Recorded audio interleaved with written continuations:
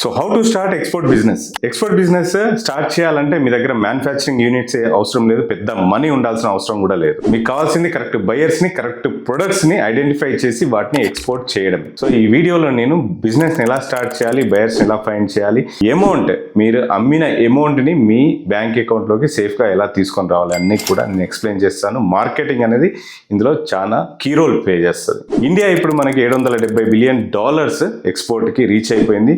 Export కి చాలా demand ఉంది. ఇండియన్ ప్రొడక్ట్స్ కి గ్లోబల్ లెవెల్లో చాలా డిమాండ్ పెరుగుతూ ఉంది.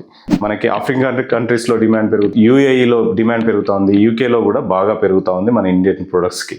So make in India initiation తీసుకొని వచ్చిన తర్వాత కూడా ఎక్స్పోర్ట్స్ బాగా పెరిగాయి. సో దీన్ని మీరు యూటిలైజ్ చేసుకొని బాగా డబ్బులు సంపాదించాలి అని అంటే మీరు రైట్ ప్రొడక్ట్ మీరు సెలెక్ట్ చేసుకోవాలి. దానికన్నా ముందు మీరు కంపెనీ రిజిస్ట్రేషన్ చేసుకోవాలి. ఆ కంపెనీ రిజిస్ట్రేషన్కి కంపెనీ పార్ట్నర్షిప్ ఫర్మ్ కానీ, ప్రైవేట్ లిమిటెడ్ కానీ, ఎల్ఎల్పి కానీ మీరు రిజిస్ట్రేషన్ చేసుకున్న తర్వాత ఐఏసి కోడ్ అప్లై చేయాల్సి వస్తుంది.